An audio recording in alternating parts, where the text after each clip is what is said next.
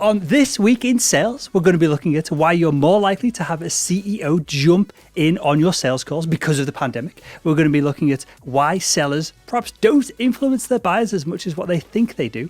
And we're going to be discussing a new study that shows that almost half of CRM data is complete rubbish and much, much more. Hi everyone, my name is Will Barron and I'm one half of This Week in Sales. The other half, the legend that is Victor Antonio, joins me by the power of the internet. Victor, how is it going, sir? Will, it is going good. Right back at you. How's it going over there with the lockdown? Point 2.0. So this is only a kind of semi-lockdown. It's more like it's more retail stores that are shut as opposed to, for example, I've just ordered a load of stuff off Amazon and that's just all arrived. So yeah, it doesn't really affect me because I don't really go shopping all that often. So. But it's disappointing and it's, I'm sure it's frustrating for pub owners and restaurant owners and places like that are truly affected. So yeah, it's back and forth, I guess. Yeah, that is bad news. All right, shall we do this? Let's jump into This Week in Sales. Let's jump into I think this is, I'm going to put a positive spin onto it anyway. I think this is good news. A article here from the Brooks Group, or it's a resource. We'll link to it in the show notes.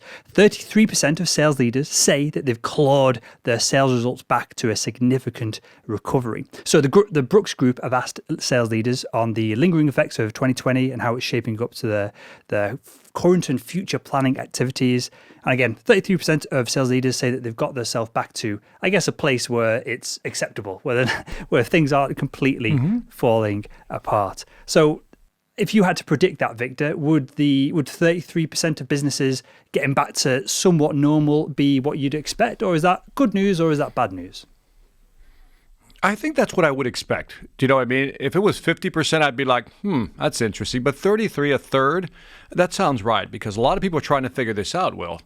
And sometimes, the bigger the company, as I do that, shifting a big company in a new direction is not that easy. So it would be interesting, and I know we don't have the data, but it would be interesting to see how big those companies are that are able to turn around those 33%. I think that would be interesting. I think it's from what I read of the post, it was quite a wide, broad range of a medium to large size organizations. So again, it's a small sample size in is there millions of companies on the planet? At least hundreds of thousands, right? It's a small snap size. But it's a good conversation to have, though, something to study in the future, looking back. So what companies and what sizes were able to pivot quickly versus the big ones who weren't able to do that. And if there are big ones that did it, those are great case studies. For sure. It's on the tip of my tongue, but I can't think. I read a book not too long ago, and it studied, quote unquote, the best companies, both large and small, who have been through multiple recessions or, issues and crises, both internally and externally. And basically, the conclusion of the book, how well researched it is, and you can pile on top of it if you like. The conclusion was that a lot of it's just luck. It's just down to market forces, whether they affect you, and then how fast you can recover. And a lot of it was these, especially large enterprise organizations, it was literally just luck that they had the right people at the right time to recover from things. So I don't know if that gives anyone any hope, but it should give a percentage of people hope. What does that say, Will? Man plans, God laughs. I've always loved that phrase because you can plan all you want, but the market forces are what they are, unpredictable. Sure. And let me ask you this. This is something I've been pondering on recently. There's been a number of books. I've done a number of podcasts recently on this topic of uncertainty.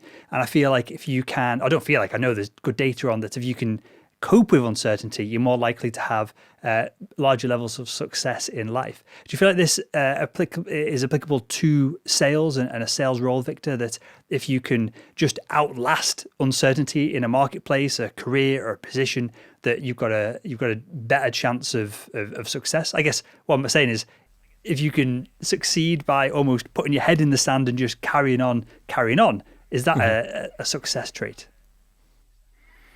Yeah, I think it is. Too often people banter around the word. You got to be adaptable, right? But I think if we look at uncertainty, our goal is to what? Minimize uncertainty and increase certainty, so to speak, depending on which way you want to look at it, right? And I've always believed that we live under the illusion of control and certainty. And so as soon as you accept that as part of your philosophy, then you say, all right, so what do I need to do? And I think resilience and consistency If I were to define adaptability, those would be the two variables I would look for. Like, how do you become more resilient so when something does happen, you change? And then if you're going to go on a new path, how can we do that consistently? Because I think at the end, that's what really makes a company successful. Sure. I almost went into podcast mode then, Victor, of getting you to distill this and share it with us. Maybe that's an episode for a podcast on mine or your shows in the future. But could be another podcast. Let's keep it on to the news, right? So what's next up in the doc here? Well, wait a minute. You had this white paper here that says sharpening your competitive edge is the key to sales success in the fourth quarter and beyond. Is that the title of the paper? So that's the title of the paper.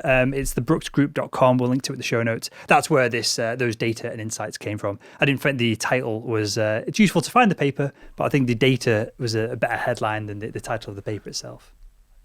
Yeah. And I agree with you. This is really good news. I think if a third of the companies are making that change and getting back to where they should have been, I think that's good news for everybody. So next I have, how about this one for a title? Sellers have little opportunity to influence customer decisions. Look at that. See, you gave the good news. I'm about to drop some bad news right now. So we have the link for the paper. Gartner research finds that when B2B buyers are considering a purchase, they spend 17% of that time meeting with potential suppliers. Now, we've touched kind of on this on the past, but here's the part that I wanted to put a emphasis on. When buyers are comparing multiple suppliers, the amount of time spent with any one sales rep may be only 5 or 6%. I mean, that's brutal.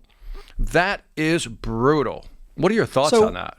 I want to play devil's advocate here just slightly, not to necessarily to you, but I guess you can play the other side if you like, Victor. Sure. So that 5% number only matters if it was 85% 10 years ago. If it was 6% of the time was spent with salespeople 10 years ago, then the 5% is less of a dramatic number, right?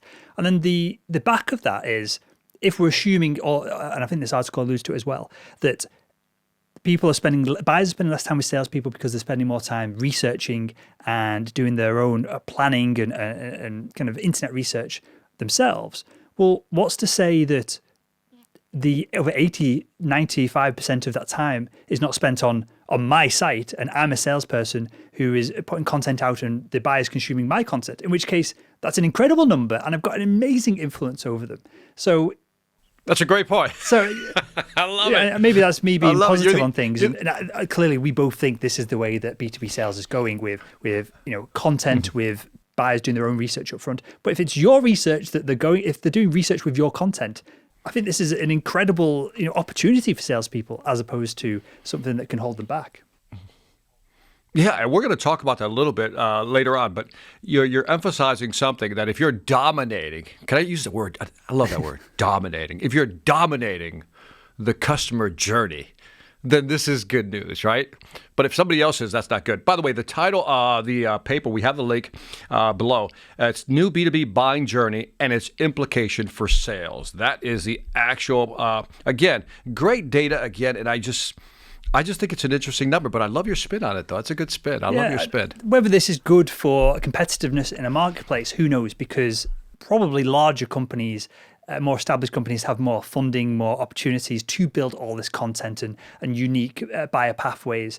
And that might be a roadblock for smaller companies to come and compete with them, because there's going to be so much, like with your show and my show and the content that we put out and both the sales training that we both do online with our different platforms. For someone just to upstart and come and try and compete with us both now, there's so much content that needs to be done. There's so much work, not within the kind of training portal, there's so much that needs to be done. It's going to be increasingly difficult unless you've got a ton of funding behind you, or you've got years of cash in the bank to just get your head down and rattle through and create content, which is what I did originally, right? So again, I don't know if this is good for market competitiveness, but I know if I'm after something, I'm going to Google, and Google typically shows you the biggest websites with the most content, with the most social proof, because they want to show you what they call authority, right? And so unless you can compete in the Google authority space, this is probably bad news for you. Yeah. I mean, as I'm listening to you, I'm thinking, maybe we need to, like in a future episode of This Week in Sales, by the way, go to thisweekinsales.com. If you want to send us some new information, or you got a new press release, some new technology you want us to kind of peek at, that's where you go, thisweekinsales.com.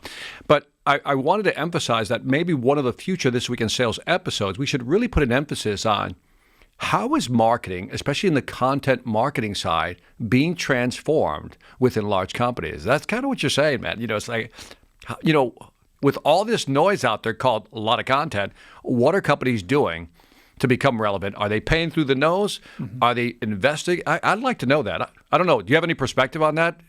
I think all I can say is the days where you could just throw out some cheap, banner ads, online ads, gather attention, and be part of the buyer's journey through just paid. I think that's going to be very difficult. You need at least some kind of paid content that drives to somewhat organic content. You need to be capturing email addresses, which is becoming more and more increasingly difficult. And yeah, it's just because this is a battle that I'm facing. I'm sure you're facing as well, to drive traffic, get attention for our products and services.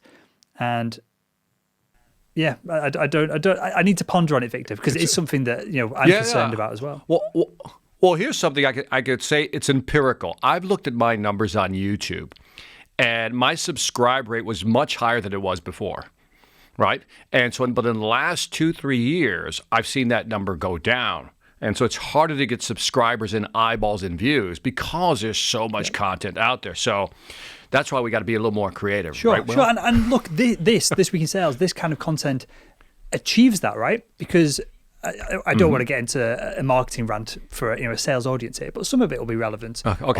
We're combining our audiences. This show goes out on your channel, it goes out on my channel. These collaborations, maybe for individual salespeople, they should be thinking about, if they're wanting to create content, if they want to get in front of the buyer throughout the buying journey, maybe they should be thinking about the sales career as a collaborator with the organization that they work for, where they own their own content, they own their own buying experience, but they collaborate with their employer. Because that gives you value then to move from one sales job to another, as long as you're within the same industry, especially if your buyers perhaps are, we're going to talk about millennial buyers shortly. If they're millennial buyers now, they're going to be in more senior positions later on in time. You can upscale your career and follow them along the way. I know with me working in medical devices, I spent a lot of time with the registrars who were just about to become consultants.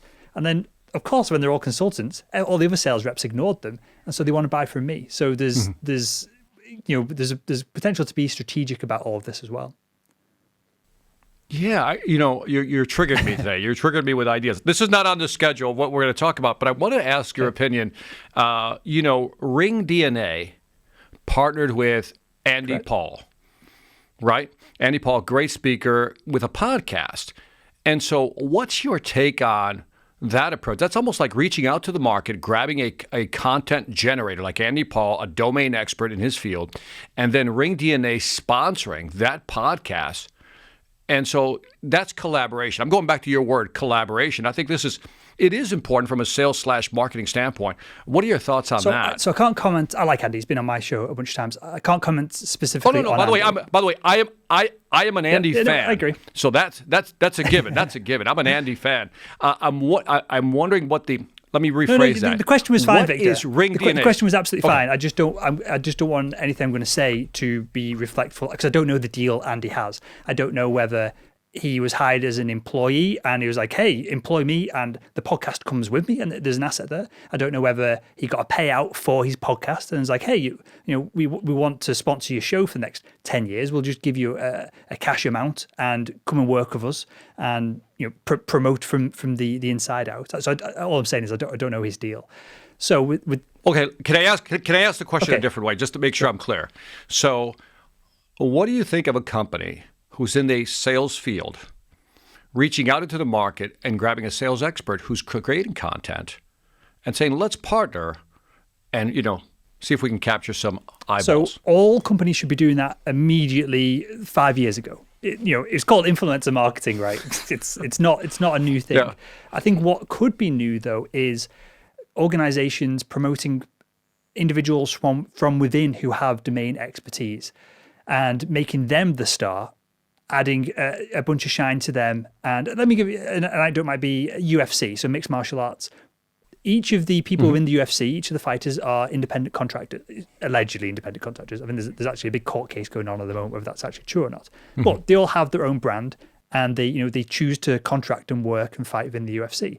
The UFC has value from promoting these individuals, because the bigger the fighter gets, the likes of Conor McGregor, every time he fights, he's under contract within the UFC, every time he fights, to get tens of millions more dollars than if just Joe Schmo fights.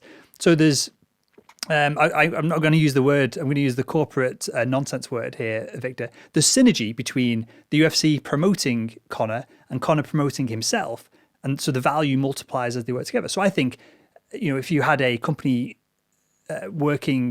selling to, if you had a product that is aligned to, for example, SDRs, it would be a great move to hire a bunch of SDRs to have a sales team in your organization and then make each one of them their own superstar. And maybe you've got contracted in somewhere that all the content that they create within your employment goes onto your platforms, or you get first dibs at it. But I'd want to encourage them to create content. And again, perhaps they move on to other companies. Perhaps they become full-on influencers and start monetizing their content in their own right. But for an organization standpoint, I think that'd be a really smart decision, because you're then getting the authority from the brand of the organization, but then you're getting the authority from the individuals, which I don't want to ask Microsoft. I don't want to ask a logo like that a question. I want to ask Jerry, who's an expert of XYZ at Microsoft, a question. And so if I can break through to that individual, he's then part of my buying journey. That's there it is. That's what I wanted you to get to, because I think Ring DNA, first of all, is being brilliant with this move, and then hiring Andy Paul, add another brilliant exclamation point there. But to your point earlier is that the 5-6% attention span, but yet if during the buyer journey I can dominate that journey, again, Ring DNA is thinking this way, which is why I think it's brilliant from a sales/marketing standpoint. That's the only emphasis I wanted to put on that. I think it's brilliant. You should have just said that, Victor, rather than me going around the hills. You're coaching me to that answer then. No, but no. But the thing is, even your UFC explanation is so well placed, because what you're doing is you're highlighting something you're breaking an old paradigm. The UFC is doing it. You're just reminding us, the audience, that, hey, it's shifted. It's no longer about you belong to me. I'll control who you can market, who you can. But now you have two independent entities working together for a common, I guess, revenue objective. And I think that's brilliant. I think, let me just end it with this point here for the audience specifically. Content has value, and that value scales very slowly, and it's very difficult to get to episode 600, 500 of something. So if you as an individual contributor, as a sales professional, create one blog article, nobody really cares. But by the time you've created the 450 and you've got a nice little bit of traffic coming to your blog, or it's a YouTube channel, whatever it is, then you as an individual, even though it's cost you thousands and thousands of dollars for your time and opportunity cost to create that content, at a certain point there's a tipping point where that then has value. That will get you jobs. It will, it makes you less likely to be sacked, because they want to keep that trickle of traffic and attention coming. Brands want to be associated with individuals. Like, I've done work with Salesforce, HubSpot. HubSpot are a partner of the Salesman podcast at the moment for like 5-6 months or so, and they want to have me not necessarily talking on their behalf. I'm sure there'll be countless legal issues of things that I say and the way I act and stuff. But they want to be associated with that brand, because it's grassroots isn't the right word, but it's a brand for salespeople by an ex-salesperson. By the way, I would use the word it's an organic audience. It's real, that you right? have. It's authentic is the word I'm looking for. If you can create something that's authentic, Better that word. has real value, because a real big brand, HubSpot, Salesforce, whoever it is, Microsoft, it's difficult for them to do authentic, because it goes through so many steps of legal look at it, and then marketing, and then they come back and then they've got to debate it. It's not just one person's voice anymore. And as humans, this is why sales is important. This is why it'll never be completely replaced by marketing. We want to deal with a person, a real individual. And I'm going to touch on this later on as we talk about Chorus.ai. But yeah, sorry, we've got totally off track here, Victor, but hopefully that's valuable. No, but I think it's very valuable, because I think this is if a company's listening to this, a big company is trying to find a way to differentiate themselves in the market to get attention, this is a rather new strategy. But here's the important part. You already said it, you articulated it perfectly, that if you have one or two blogs or videos, nobody really cares. But if you're a content provider, you're at 400 or 500, that's real value. And that's also a high barrier to entry that not a lot of people can jump over. So companies would be smart, just like Ring DNA did, to partner with real content providers. Love it. Okay, next up, we're going to shift slightly here. Product-based sales training, that marketplace, as a technology company is enabling product-based sales training, is going to grow to $4.2 billion by 2024. So this is a growing marketplace where other sales enablement and other marketplaces are starting to slow down slightly because of the pandemic. So they might speed back up again after the fact. But yeah, I wanted to just pitch you on this, Victor, because is product training, is that where people are going? Is that where salespeople are going wrong? Is that where the gap is? Or is the gap really in sales training? I've always believed, I came from the technology side just like you, that it's in the product-based training. That's where it's almost like if I were to put the 80-20 rule, I would say 80% on the product, understanding how it applies, you can use it and how it applies to the customer, and then maybe sprinkle in some sales strategy here and there to kind of position the product. So I love this. And it's also very specific. A lot of sales training is very general. This is very specific. And I guess it's as useful as, because these are the market that's growing here is platforms where organizations can put their own product training in, because clearly competitor A isn't going to publicly share their training for competitor B. So it's all got to be created internally. So a lot of it depends on whether you have individuals within the organization who are versed in things like learning design or the ability to teach as well. But yeah, the product stuff, I've had good product training, I've had bad product training. And the good product training then allows me to communicate just more effectively with the buyer, which then, if you can effectively communicate, which I'm not doing very well with this anecdote, you don't need a lot of the sales hacks, tips, tricks, because people want to listen to you. Right. Yeah, I'm trying, as you're talking, I'm going back to my product management and sales days, right? And so let's be careful, because we're going to get a lot of criticism on this one. I know we are. So let's be clear. Let me walk it through slowly. Product managers or the engineers associated with the product will train you on the product. The downside is they don't train you on positioning the value of the product. So if that component is missing, then this is going to become a very interesting Me Too conversation, because the competitor is going to say, yeah, we have that also. We have that also. So if they don't know how to articulate the value, first of all, define the value, articulate it, and then position the value, those three things, then that's going to be missing from this. So we need to put that in there as part of the product training. Sure. And there's my 80-20 blend, yeah, I guess. Exactly. So it's not just learning and memorizing features of benefits of a camera system, whatever it is you're selling, right? It's why that is useful to the audience, to the buyer. Talk to me about this micro learning. I'm curious. So the growing emphasis on micro learning, that kind of makes sense, doesn't it? So micro learning, our salesman.org does this, but I don't want to pitch the product, but I'll use it as an analogy to explain it. So microlearning can be anything from you take a 1 hour really crappy video and you turn it into 61 minute really crappy videos. I don't think there's much value in that, right?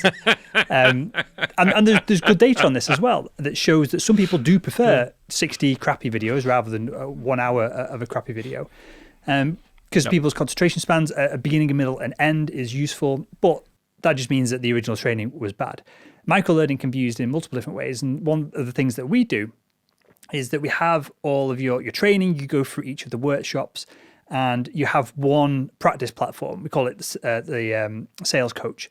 And it gives you, if you're learning like cold calling or whatever it is on the platform, it'll give you scenario-based practicing. So it'll ask you, once you've been through the training, it'll ask you, the person gives you this objection. Should you say this or should you say that? This is a really simple example.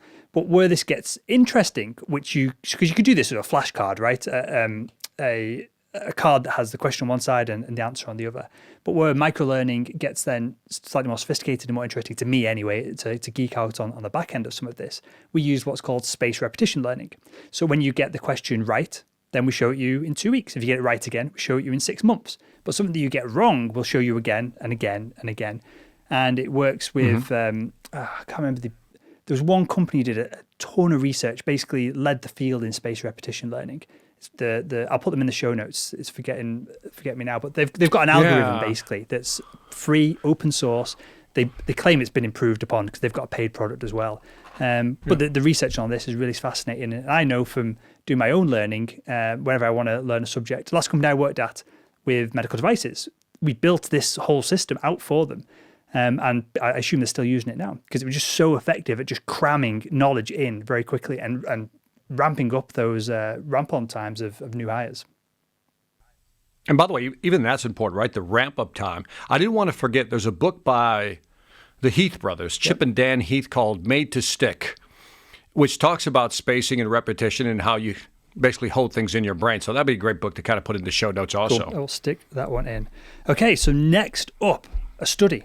Half of all businesses believe that the quality of their CRM data is somewhere between, quote, very poor and, quote, neutral. So I'll share the stats in a second here, but just from the headline, Victor, is this surprising to you? No, it's not. It's not surprising at all. I mean, we've talked about this in past episodes, the salesperson's reluctance to input data for various reasons. Don't have the time. If I do put it in, it's usually not enough for my manager, so forth and so on. Okay, so more data on this. Over a third of participants in the study claim to have no CRM data management process, or one that is just completely, quote, ineffective. So again, that actually surprised me, that I thought more businesses would have had some kind of management system for contacts. Seemingly not. But so by the way, so over a third of participants claim to have no CRM data management. We're talking about the process of putting data in. Is that what they're referring to? Correct. But if you've got no process to get the data in, or one that's ineffective, and 50% of the data in your CRM is pointless, then does it really exist? A CRM surely.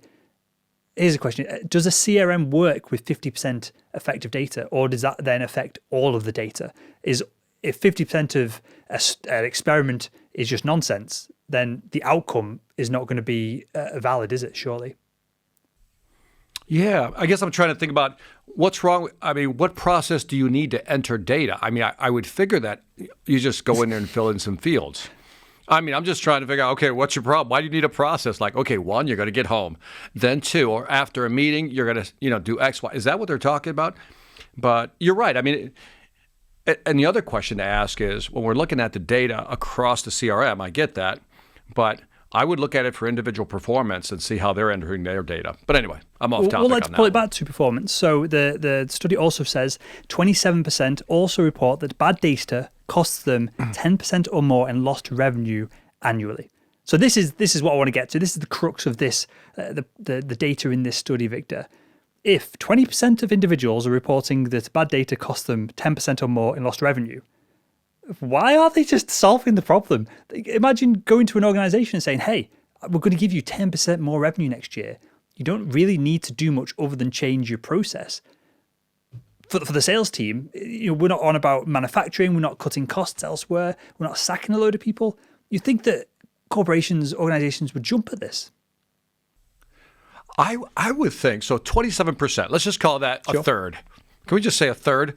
Also reported bad data cost them 10%. So a third of the people believe that. Why aren't we incentivizing salespeople somehow to put in good data or ensure good? By incentivizing, remind us, look, the fact that you're not putting in your, the right data, you're losing 10% of your revenue potential, which ties into commission. So maybe that's a sales pitch to a salesperson. Just give everyone a 10% bonus, because the commissions of the team is going to be far less than the overall revenue of the organization. Most people would, for a 10% commission, I'm sure, would take a little bit more effort with the CRM data. That's a really interesting data point, though, that they're losing 10%, they believe, or more in lost revenue because of bad data entry. Interesting. I guess some of the answer here is to use AI, hopefully, in the future to compensate for some of this. But yeah, we'll come on to that in a second when we talk about Chorus as well. Yep. So what have we got next up, Victor? All right. MailChimp sends billions of emails. I wanted to talk about email. The forgotten strategy, I'll call it. And for some reason, I saw this article, and it got me to thinking about emails again. And I go, where does it fit now? Because now we got video prospecting, the new thing, the new fad, video prospecting. And so this article, MailChimp, let me make sure I got it. It says it was sending out millions of data. Hold on a second. I got it right here, and I just want to make sure. So the research says email marketing benchmarks and statistics by industry. This is the MailChimp article. And I just thought it was interesting that it says, needless to say, we track a lot of data. I like the way they're so self-assured. Needless to say, we track a lot of data. So we've scanned billions of emails delivered by our systems, which, by the way, wouldn't this company be ripe for an acquisition for a good AI company?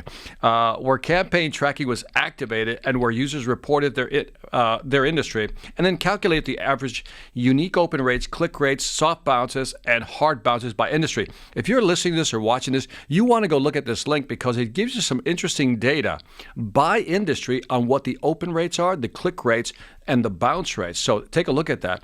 And I think you asked the question, can we compare email marketing data to sales automation data? What did you mean by that question? Well, I saw it in the notes. I'll come back to that just for context. MailChimp does $700 million a year in revenue. So I don't know who's going to be acquiring them other than the serious big dogs, right? But what I wanted to ask was, if we're looking here at open rates of marketing messages of MailChimp, we use MailChimp within salesman.org as well as what's the other company? ActiveCampaign. So, for example, some of the data from our perspective would look great. When you sign up to the product, you get an email. It gets like 99.9% open rate. But then we've got an email list of 110,000 salespeople, and that gets between 30 and 40% open rate. So the numbers, I think, is super dramatic, and depending on the organization, it's really difficult to compare them. So what I wanted to ask you here, Victor, is the value in comparing the marketing numbers versus the sales numbers from the perspective of what's a cold email reply rate, kind of 1% to 3%? I think it's probably very similar to marketing these days, where it used to be probably much, much higher because it was less automated and more direct. Yeah, that's a tough question to answer, which is why I found the next article. This is one by Campaign Monitor, because it actually looked at across industries, and title being Email Benchmarks for All Industry. And in here it says the average email benchmarks for all industries, if you want to compare yourself, here they are. The average open rate, again, all industries, is average open rate 17.8%. Average click-through rate is 2.6%. That sounds about right to me. And then unsubscribe rate, 0.1%. Average bounce rate, 0.7%. And on here they have, again, a beautiful diagram, graphic on different industries so you can look yours up. So, for example, I'll just pick one out randomly here. Open rates for education is 23%. Click-through rate is 3%. Government, 30%, 30.5% open rate with a 4.1 click-through rate. I would think if the government was sending me emails, I'd be open more than every one in three. I thought it would go. I thought it would be higher also, but apparently there's a lot. And then, by the way, professional services. Let's put ourselves under that. Open rate is 18%. So if you're getting 23, Will, you're doing exceptionally well. And the click-through rate is 1.8%. The click-through rates. Your thoughts on the numbers? The click-through rate is difficult because sometimes I send an email with nothing to click in, just a valuable email with a story, anecdote. But yeah, it's difficult. It's difficult to It's difficult to. Well, I think you can tell me your thoughts, Victor. My conclusion is, I think you should go on your own data and try and improve every time you do something. I feel like that is use the scientific method. Have a hypothesis, make a prediction, test something, and then go A or B, and just keep doing that. If you do that for long enough, well, very literally, if you do that for long enough, you can achieve pretty much anything that's physically possible, as long as you can live long enough to see the end of the process. So that's my conclusion with this. Yeah, you can play with the numbers. Yeah, you can really play with the numbers. And again, the reason I really wanted to talk about this is that, years ago, remember this, Will?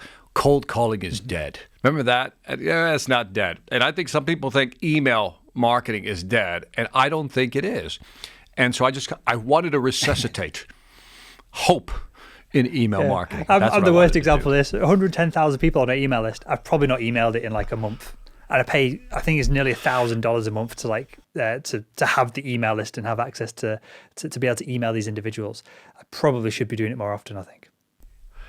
Yeah, especially you should be emailing out this week in sales. That's what you should be emailing I don't out. think I ever have done. Okay, there we go. There's my promise to you. Everyone who's Dear Adam. Dear Adam is the guy behind the scene who actually does all the editing for this. Dear Adam, make sure Will this does Saturday, this. this show will be emailed to the list. There we go. It'll be from my side anyway on our podcast. It'll be the most downloaded show for months now because it'll be the only one I've specifically mentioned. Okay.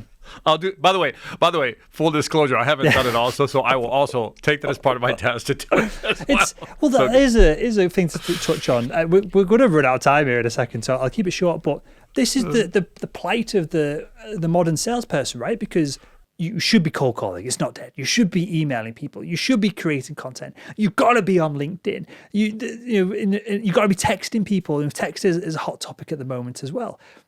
It's difficult, right, to really know what you should be doing. What is the answer to that, Victor? Yeah. Is it just to master one element of communication in the B2B space and just get really good at that as opposed to spreading yourself thin? I believe in picking 2 or 3. Like for me, YouTube, LinkedIn, and then the podcast itself are the 3 things I focus in on. And then I just kind of sprinkle stuff on the other stuff. Because I can't do it. I'm just not that talented. There's only so many things I can focus on.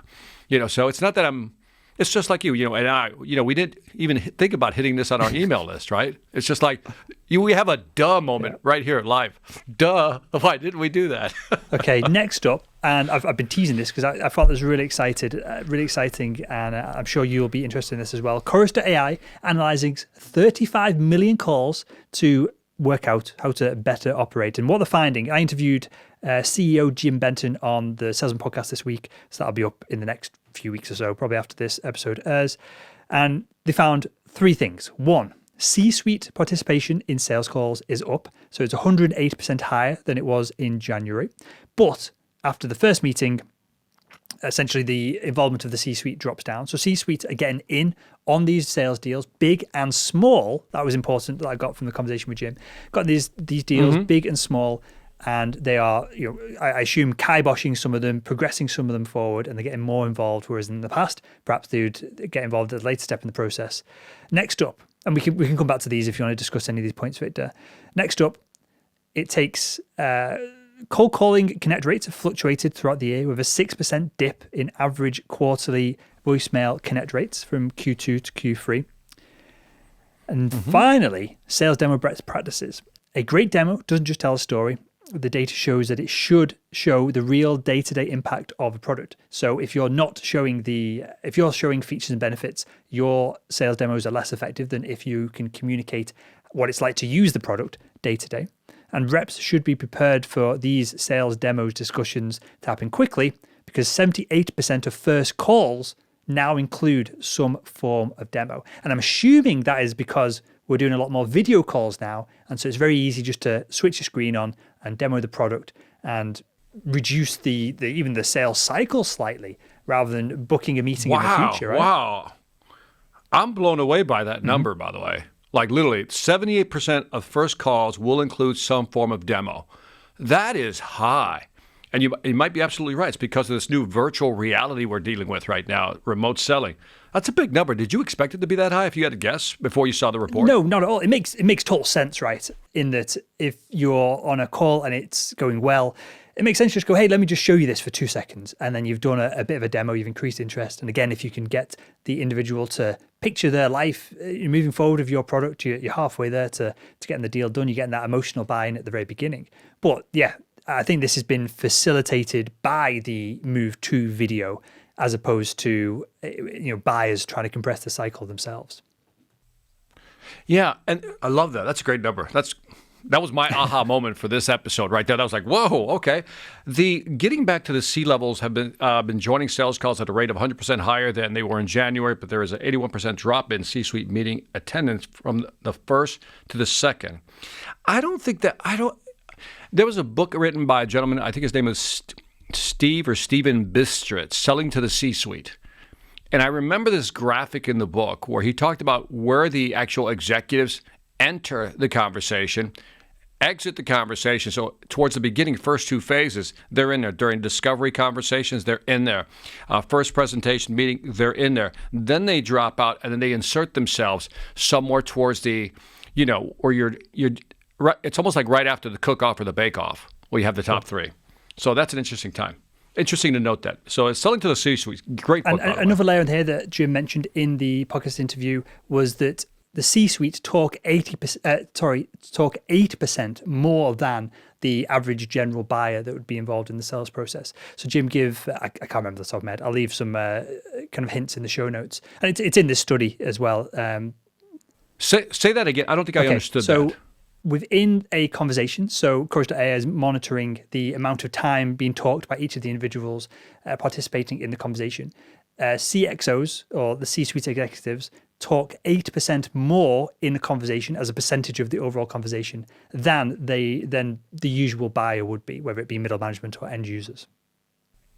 Interesting.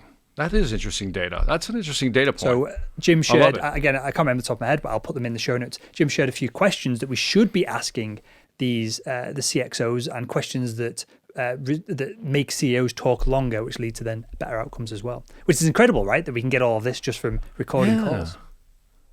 Yeah, that's another good data point, right? The more you get the CXO to talk, in this case 8% more, the more likely they are to be involved, maybe even improve your close rates. Yeah. Love it. All right. Can I talk about data storytelling? And so I came across this website called Narrative Sciences, and this said data storytelling is the fastest and easiest way to empower your team to both understand and act on data through the power of stories. Now, data storytelling software takes your data, analyzes it, and then turns it into plain English, more likely American English, because you British are just too hard to understand. We did invent the language. It is called English, right? I just thought I'd give you some riff on that. So what's interesting about this website, narrativescience.com, is that there's a place for this. There's a place for this. That, again, it turns it into plain English. So, and then these stories are sent to you in a news feed style experience that ensures that you get the information you need to run your business, at the time. And if you go to the website, it actually shows you some convoluted data, right, with some shipping numbers and all kinds of stuff. And then as soon as you put in the range of, let's say, 3 months, it then recalculates the graph for you, redraws it out, and then it starts putting all these bullet points, and it starts interpreting the data for you. And I'm just like, this is brilliant. Anyway, maybe again, the nerd side of me got excited. I'm like, it's taking data. I'm looking at a graph. I don't know what it means. It then interprets it for me in a bullet style format that I can then use in a presentation, by the way. If I'm a salesperson, I could then take that data and use it in a presentation and maybe be more effective. This reminds me of the last Olympics, be 4 years ago. By the way, I don't know about that segue, but go ahead. You'll love this. I'm sure you probably were aware at the time. The last Olympics, because there's such a push for the first piece of content with the results, or the shenanigans or something going on within the world of the Olympics. Whoever gets the article up first, New York Times, The Guardian, whoever it is, automatically gets a boost in traffic, because when people are searching for it, that's the only piece of content there, and so they get more links, they get more likes, and that raises it up through the YouTube algorithm. So there's real value in being first to create a content on a real-time event such as the Olympics, because the Olympics was the example that really kicked all this off, because obviously it's so timely, it's so massive, and it's worth the investment to build these tools. There was a number of tools that were created to do what we're describing here. They would take feeds of the data from the Olympics organization, will send data to TV channels so that they can, the times, and they can create the real-time feeds that overlay on top of the camera monitors and what you see at home. And there was AI that was basically created to create articles on this person won. Here's a screenshot, and here was the time. And so this is a more sophisticated version of what they were doing then. And what they did was they managed to then take it from this, over the period of the Olympics, this software was being developed. And at the beginning, it was just that, a headline, a time, a screenshot or picture from a live video feed, all thrown up. And, it was super accurate. It was really impressive. By the time the Olympics ends, which was like 2 or 3 weeks or so, that then the AI was adding extra context. It was going back to older articles about individuals if they'd been preparing. If they'd done multiple events, for example, it would be re-referencing all of this. And I'll butcher the numbers now, but it was like the New York Times. They had like 1 million new pages of content created, which is valuable in its own right. Now, it's not so valuable when everyone is doing this, and then there's just so much spam out there that you still have to fight to get to the top. But if you have this technology before someone else, again, when we're talking about the customer journey, if you can pull data that other people don't have and create a massive content before anyone else in the marketplace can, people are going to come and consume your content before anyone else's. Oh, I love it. I love it. And this company, to your point, partnered with, I think, Quill. Quill, I think, is an AI application software algorithm that can take that data and create a whole article. And I highlight that in my book, the Sales Ex Machina book, how I show 2 different articles. One was AI written and the other one wasn't. And people can't tell the difference. Yeah, well, we're way beyond the Turing test, aren't we? Of being able to to create content or have a conversation that is unrecognizable as AI. It seems human-like.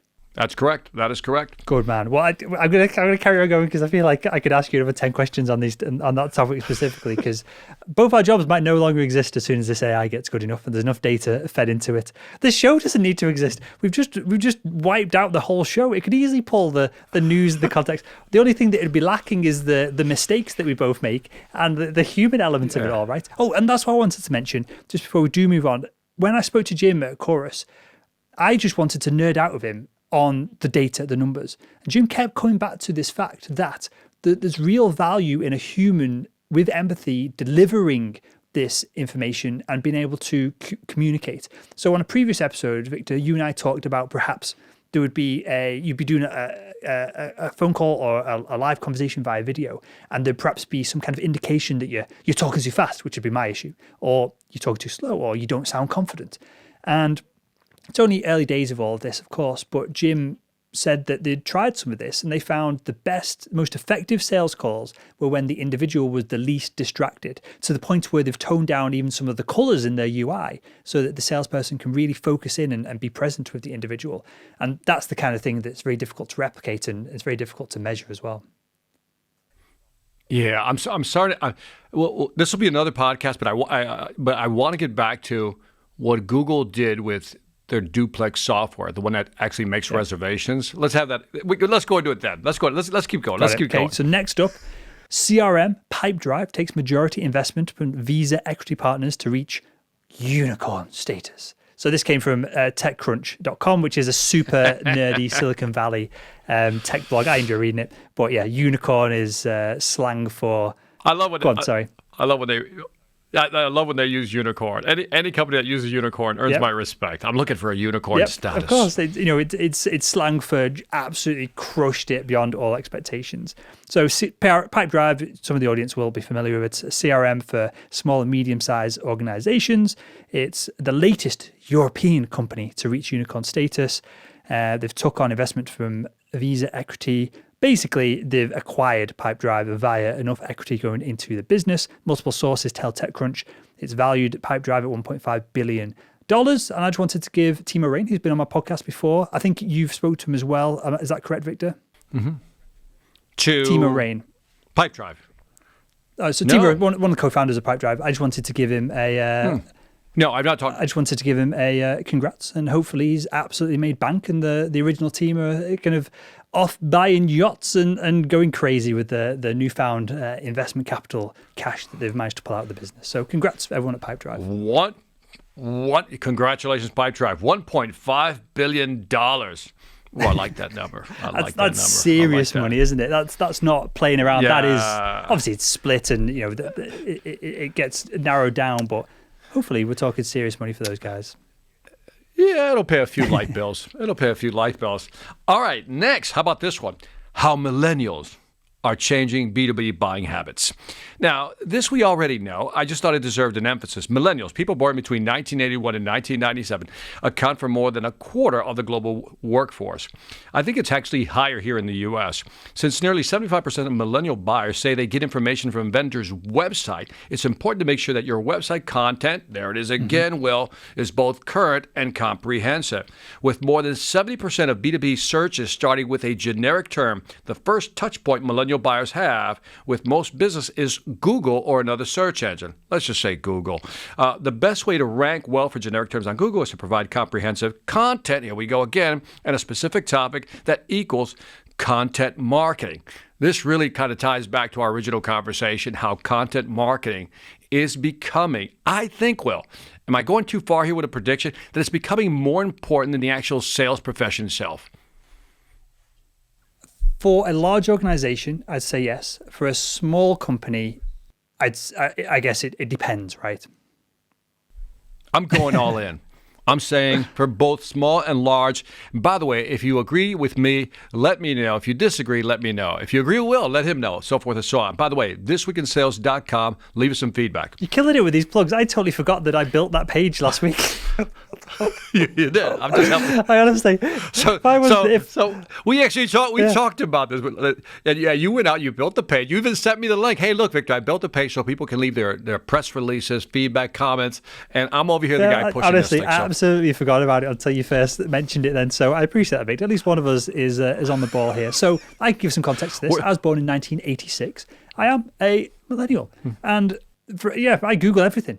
I don't want to. So my dad might ring up my dad's, he's never going to listen to this, so I'll just say, he's building a rocking horse at the moment.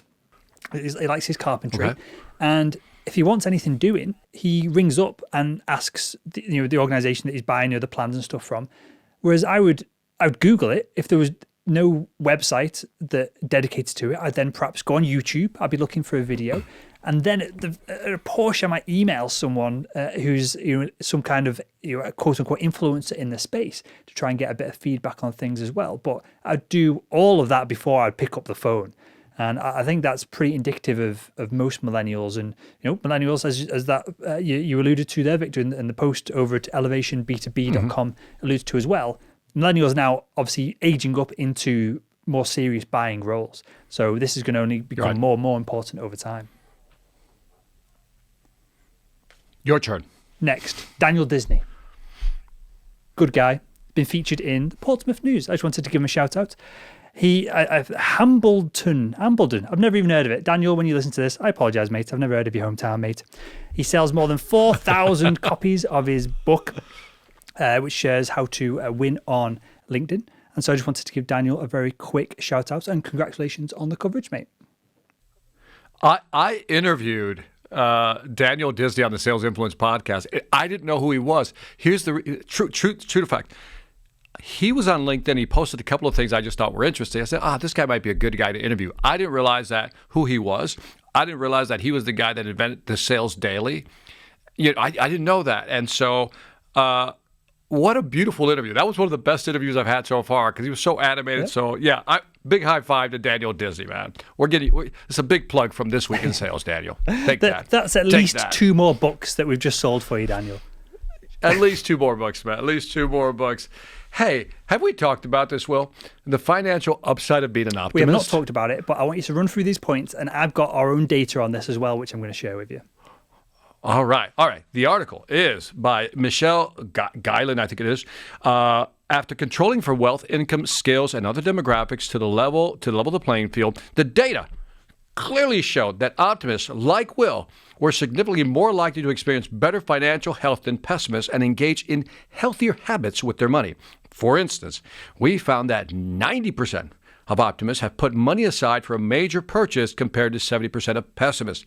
Nearly 2/3 of optimists have started an emergency fund, while less than half of pessimists have. Additionally, optimists are more likely to seek out and follow advice from someone they trust. All right. And in my opinion, by the way, not my opinion, Michelle's opinion, the most compelling finding was how optimists felt reporting that they stressed about finances 145 days each year fewer days each year as compared to pessimists. Let me say that again because it's important. The most compelling finding was how optimists felt reporting that they stressed about finances 145 days fewer days each year as compared to pessimists. So almost half the year.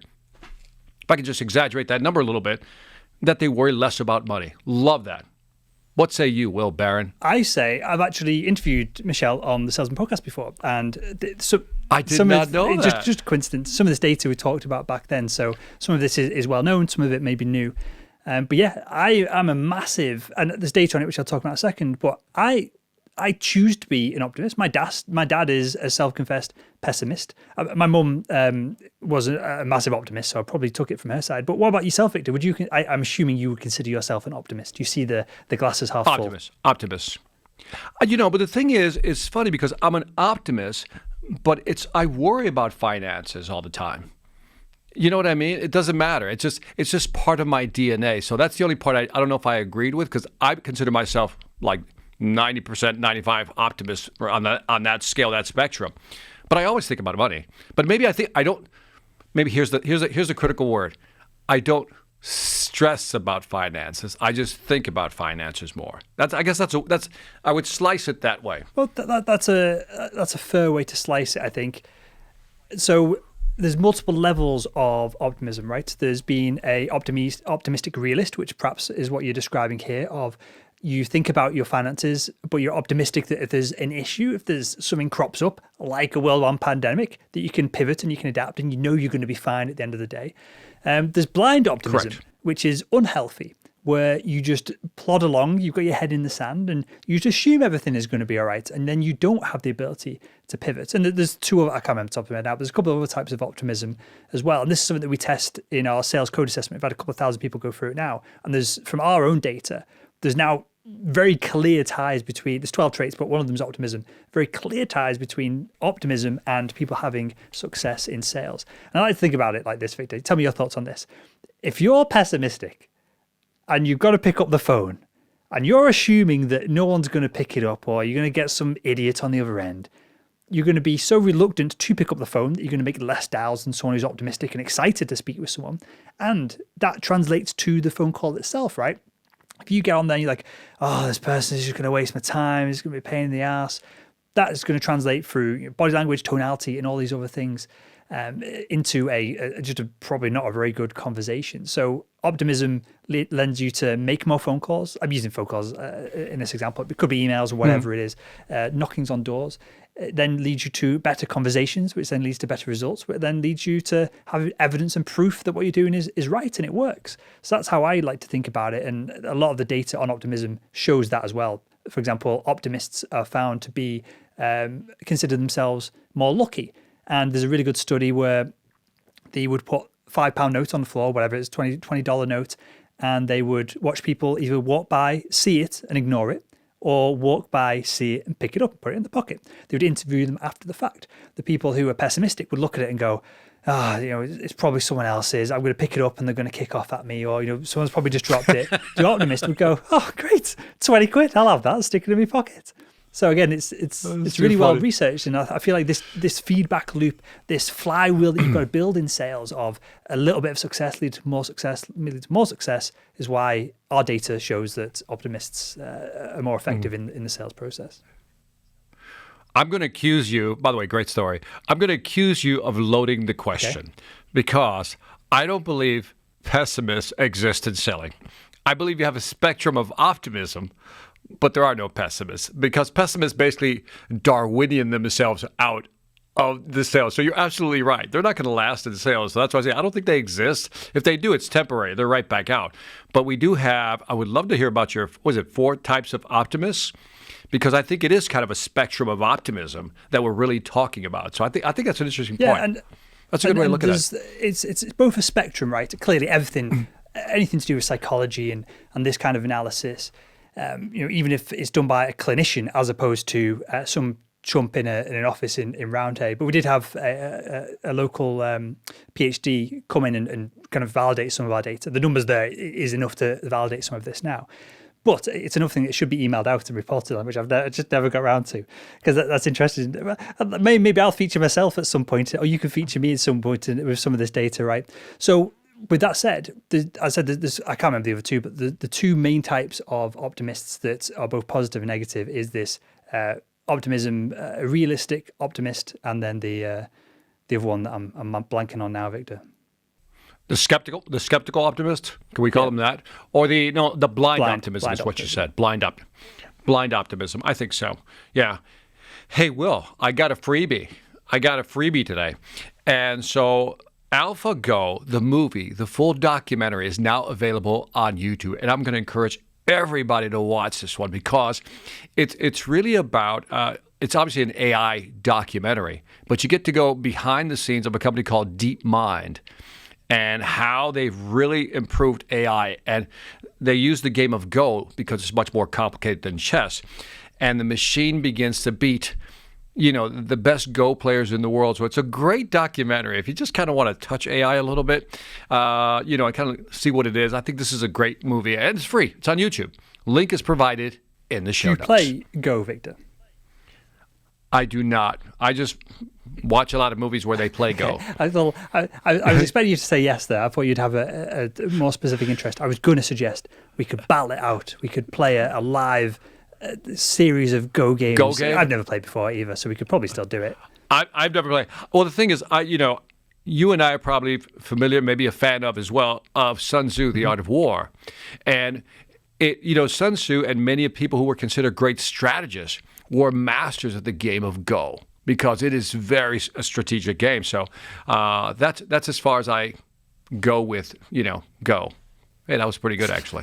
As far as I go with Go. Another element of this as well, and maybe I've not seen the documentary, tell me if it was talked about, but DeepMind also have been involved in the world of StarCraft. Does it talk about that in the documentary? No, it does not. It does not. I didn't even know that existed. StarCraft, this super nerdy real-time strategy game, it's massive in Asia more so than in Europe and in the US, although it's still got a big following over here. But for example, in South Korea, they'll fill a stadium with people playing it. It's almost like a national sport. It's insanely popular over there. Wow. Well, you can imagine playing a real-time strategy game, if anyone isn't familiar with that term, you're looking down and there's different units of aliens and humans and other things going on and you're attacking each other.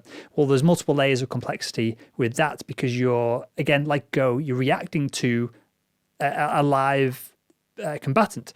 So it's not like... So it's very difficult to train, basically. But I'm pretty sure it's the DeepMind guys. They now are capable of beating human players at the highest level. So there's this thing going around now where people are really scared of, esports is something that's clearly going to blow up over the next decade or so. It's probably going to be, as big, if not bigger than some of the, more traditional sports, football, rugby, NBA, basketball, American football. It's clearly going to be as big, if not bigger than some of these, just because it's so accessible to people who aren't, both genetically born gifted and perhaps, if you've got no mates, you can still go online and play. So it's going to blow up. And there's this issue now with potential, what do they call it? I think it's AI doping they call, where the people are building apps where it's leaning on some of these AIs and building their own AI. And wait a minute, we got to pause for that phrase. Did you just say AI doping? Getting real-time strategy advice or letting AI take parts of the game because there's lots of clicking. So you have to have really good dexterity for it. Allowing AI to do some for you. I just want to say, only on This Week in Sales will you hear such a wide range of topics, now including Minecraft and AI StarCraft. Minecraft is for children. StarCraft. Don't compare the two. You're going to have thousands of people calling in and harassing you, Victor. That's really interesting. So they're using AI to assist them in the game, and that's AI doping. So it's been involved in this computer game called Counter-Strike. I used to play this when I was a kid. So there's things called aim bots where you would move your reticle close to someone that you're trying to shoot at, and it would snap onto it, lock onto it, and it would fire the gun for you. But that is very easy for software to pick up, and they just ban you from the service if they catch you doing it.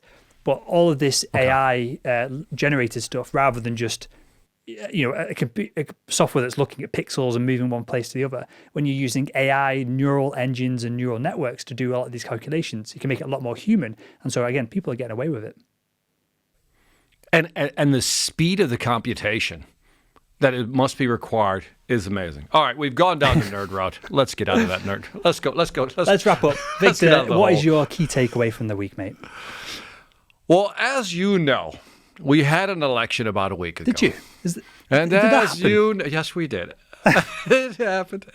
And as you know, apparently there's a lot of questioning going on about how the votes were counted, and we're still in the midst of that. And I'm like, with all this technology, with all this infrastructure we have, Why can't we do better? That's my question. And by the way, it's not a political statement left or right. It's just, come on.